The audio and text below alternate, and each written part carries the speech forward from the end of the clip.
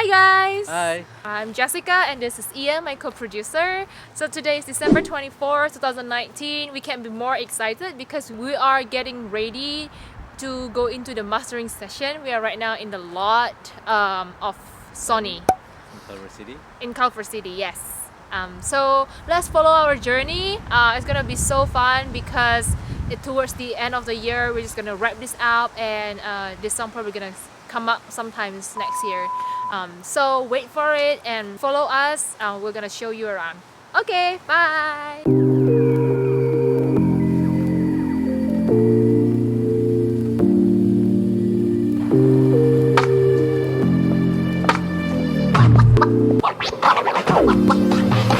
Choose a side. I can't walk down the middle.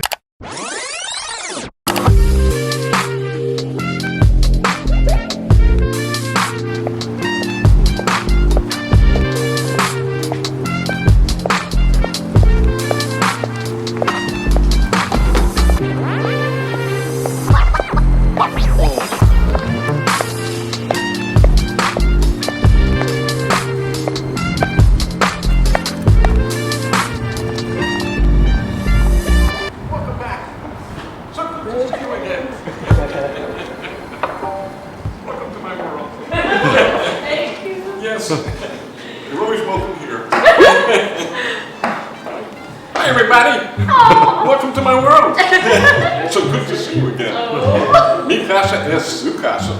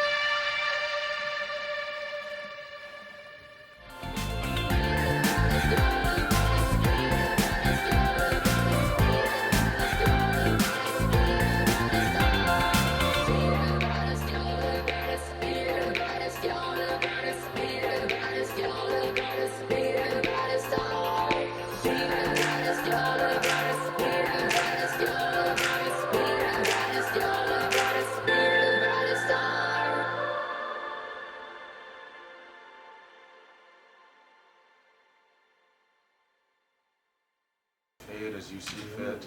I know. So you had questions, Julia? Yeah, I was just curious. Like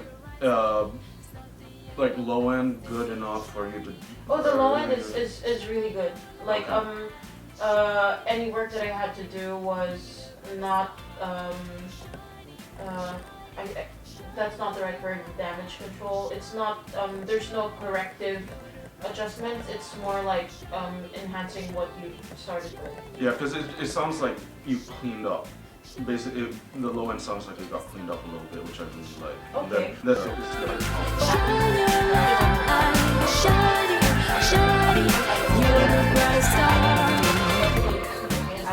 Like, there's so many paths to take when you're mastering. Do you want to like make the sound much crunchier and louder and like in your face, slap you in the face, or is it something where you just want to let the mix breathe and not necessarily like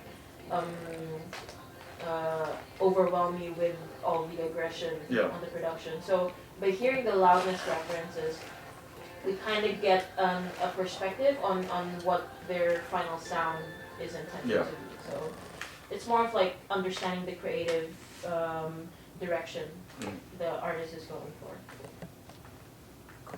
What I like is your use of the word enhance, because that really could mean you're enhancing, or that really could just mean I'm fixing your ups.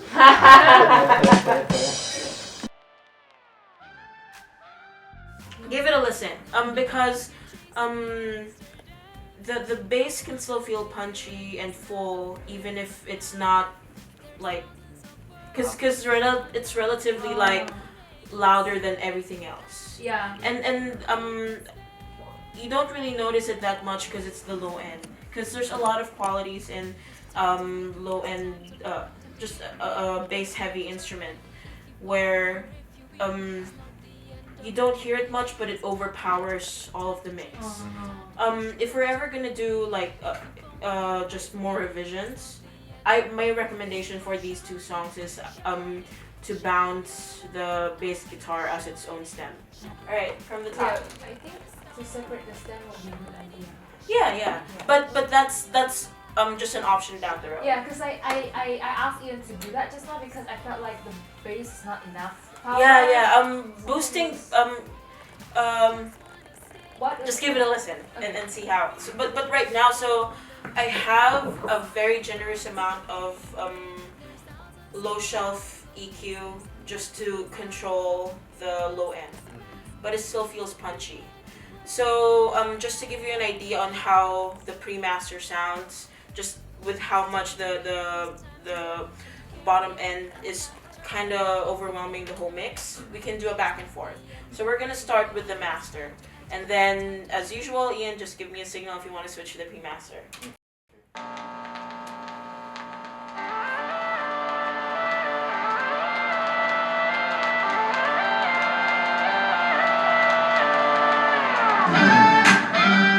I'm running all day, keep chasing yesterday. Don't want the day to end 'cause I'm afraid I'm behind. There's thousands of words inside my mind and keep counting. It's timing too fast, I need to hit that space.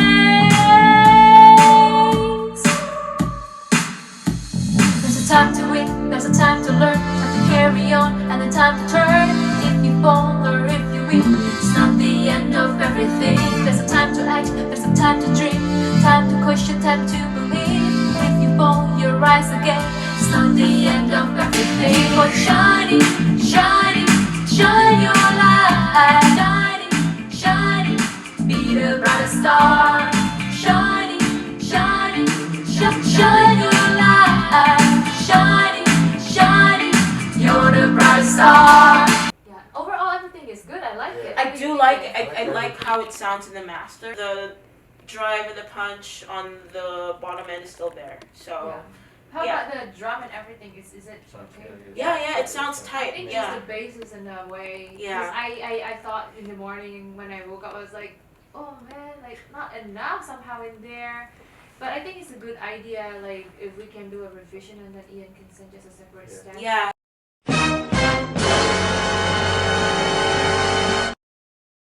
Hey guys, meeting with us here. I'll introduce you. Start from the left to the right. So here, this is Julian Chan. He's our mixing engineer for Shining. And then this is Ian. He's a co-producer of mine. And then this is Jan. She is the mastering engineer. So we all come from different place too. Southeast Asia. Southeast Asia, yeah. Ian, what do you think about Shining? How's the approach? Remember, like we talk about. So a little bit backstory. This song is a reproduced song because before that we had it in a different version. It was a different version. Yeah. Yeah, different language. Different too. Different instrumentation. Yes. Yeah. Shining, shining, shine your light. Shining, shining, you're the brightest star. The age of the song is probably total like almost 3 years because we put it down for a little bit and then after that we pick it up on 2019 at the end of it and decided to rework on it. So yeah, we're happy about the whole how it turns out. I'm glad it's done.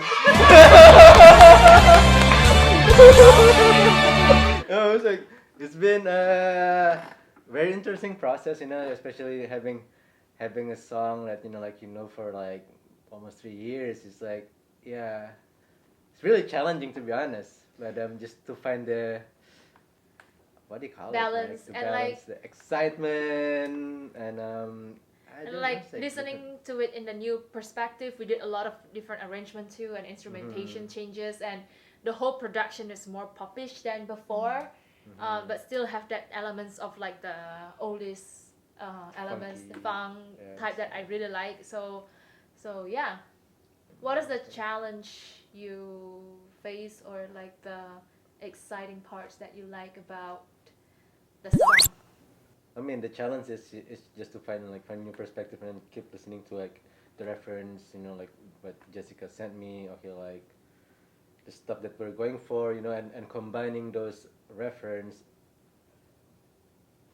and And apply make the new it song, our own, and yeah. make it our own, and like resampling vocals just to find something different that's out there. Yeah, it's So really cool. which we ended up like using it in some part of the song as kind of like a hook. He's talking Yeah. about the end of the section of the song, so you guys have to listen to the end.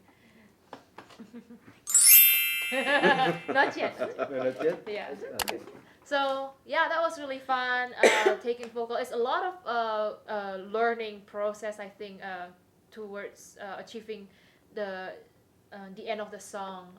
And then, so even on the day that we did this, we did mastering this for like, this is the second time too for us to master this, right? Like Yeah, we yeah. rework on that too, because I think the art is about. I don't know what's the Yeah. word for that. Yeah, so you go home, and I'm so lucky working with them because they're just cool people to work with. So that's like the most important things, I feel like, to have a solid team in getting a song done. It's like a song, it's like a 3-minute song, but it's so much details involved, and it can be done with only me writing the song, but it has to go through with the co-producer to produce together to get the vision done. And then, but also after that, not just done in there, you have to get a mixing engineer to balance the whole thing, which is Julian is doing. And then after that, you finishing up with polishing up and enhance it. You use the word enhance, so that it can go out there in the social media platform. So Julian, as a mixing engineer of this Shining song, what is the process like when you first get all the stems, and how do you approach that?